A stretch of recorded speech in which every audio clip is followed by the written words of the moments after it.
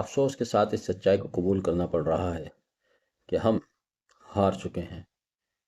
ایک چھوٹی سی ٹاسک جو سرکار نے ہمیں دی تھی، حالانکہ تھوڑی سی مشکل تھی لیکن امپاسبل نہیں تھی، جس میں ہمیں بری طرح سے شکست ہوئی، اور یہ کسی بھی قوم کا ایک امتحان بھی ہو سکتا ہے جسے ہم پورا نہیں کر پائے۔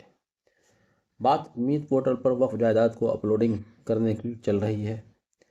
6 مہینے کے بھیتر ہمیں تمام وقف جائیداد امید پورٹل پر اپلوڈ کرنی تھی، لیکن ہم وقت رہتے اپنے گھروں سے نہیں نکلے۔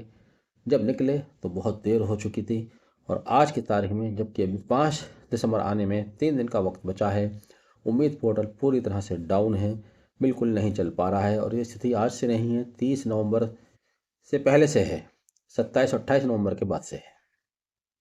حالانکہ اس ہار کے لیے صرف متولی ہی ذمہ دار نہیں ہے، بلکہ میری نظر میں اور بھی فیکٹرز ہیں جو مسلمانوں کی اس شکست کے لیے ذمہ دار ہیں، جن میں سب سے پہلا تو سرکار کو ہی میں کہوں گا کہ جنہوں نے وقت سے پہلے امید پورٹل کو اتنا ڈاؤن کر دیا کہ اب کوئی چاہ کر بھی اپنی جائیداد امید پورٹل پر اپلوڈ نہیں کر پا رہا ہے۔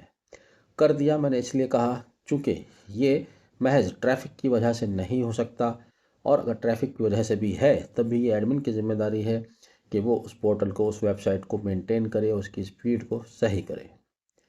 دوسرا، ہمارے علماء کرام اور ہمارے لیڈران، سیاسی لیڈران، جنہوں نے لوگوں کے بیچ میں اتنی اویئرنیس نہیں پھیلائی جتنی ان سے امید کی جا سکتی تھی یا ہے۔ ساتھ ہی ساتھ پیرل ایس آئی آر کا کام چلا، تو ایس آئی آر کو لے کر علماؤں میں کافی فکر تھی، لیکن بڑے افسوس کی بات ہے، بڑے دکھ کی بات ہے، اتنی فکر وقف کے معاملوں کو لے کر نہیں تھی۔ تیسرا، جو خود وقف کے متولی حضرات ہیں، خادم ہیں، ان کی مایوسی سب سے زیادہ نقصان بھری رہی۔ ہم 2 مہینے سے اس سلسلے میں دوڑ رہے ہیں، جہاں جہاں ہم گئے لوگوں سے بات کی، سب نے ہمیں بتایا ہر گاؤں میں زیادہ تر کہ ہمارے تو وقف ہے ہی نہیں۔ لیکن اب جیسے جیسے وقت قریب آیا تو انہی گاؤں سے لوگ 5-5، 8-8 وقف کی جائیداد لے کر آ رہے ہیں، اپنے کاغذ لے کر آ رہے ہیں۔ تو کہیں نہ کہیں ہماری کاہلی، ہماری لاپرواہی، یا اس کے پیچھے چھپی ہوئی کوئی اور بھی وجہ ہو سکتی ہے جو اس کے لیے ذمہ دار ہے۔ کل ملا کر آج کے حالات یہ ہیں کہ امید پورٹل ڈاؤن پڑا ہوا ہے، کریش کہہ سکتے ہیں اس کو، چل نہیں رہا ہے، بہت سلو اسپیڈ ہے۔ اب وہ اگر چل بھی جائے تو تمام وقف جائیداد امید پورٹل پر اپلوڈ نہیں کی جا سکتی۔ یہ نہایت افسوس کی بات ہے، بہت ہی دکھ اور بہت ہی درد کے ساتھ یہ بات میں کہہ رہا ہوں۔ میں نے زندگی میں کبھی ہار ماننے والی بات نہیں کہی، نہ ہار ماننا چاہتا، نہ ہارنا چاہتا، کیونکہ اگر کوئی ٹاسک دی گئی ہے تو اس کو پورا کرنا چاہیے، اور جس طرح سے کوشش کی تھی وہ ہو بھی سکتی تھی، لیکن کہیں نہ کہیں ہماری لاپرواہی اور سرکار کو اس کا موقع ملا، وہ آڑے آ گئی۔ ہمارے دینی علماء حضرات معصوم ہیں، وہ نہیں سمجھ پاتے بہت سی باتوں کو۔ ہمارے سیاسی لیڈر وہ اس سے اتنے زیادہ کنیکٹڈ نہیں رہے۔